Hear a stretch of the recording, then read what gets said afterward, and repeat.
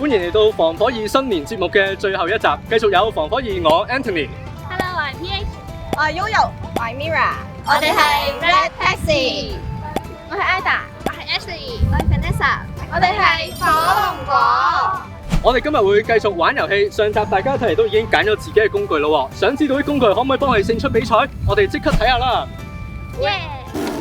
遠水救近火，兩個隊伍分別要用你哋嘅工具鬥快來回攞水裝滿水桶，最快完成嘅一組就會勝出。我哋就即刻開始遊戲啦！3、2、1，開始！哇，好寫喎，唔得 ，OK， 跌晒啲水啊，得幾滴啫喎，我唔信少少都冇，喂，沙得唔得㗎？唔得，漏啦，我覺得我係咁意參與下。你咁樣叫係咁易參與下，唔緊要，人生本來就係徒勞無功，最緊要個過程。有咩感受啊？下次可以揾啲好啲嘅道具。OK， 有體育精神。我哋冇放棄㗎，好有體育精神啊，係咪？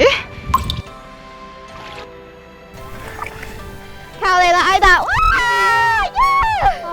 好正！遊戲就玩完啦，結果就非常之明顯，恭喜火龍果組。不過咧，玩遊戲勝負就唔重要嘅，最緊要新年大家都玩得開心。其實咧，玩遊戲同家居防火一樣，都係轉數快、工具充足就可以有最好嘅保障。咁不如我哋收拾心情派利是咯。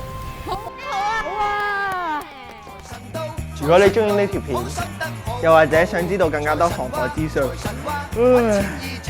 就記得要 follow 我哋嘅 Instagram page @FireXFireHK， 同埋 subscribe 我哋嘅 YouTube channel。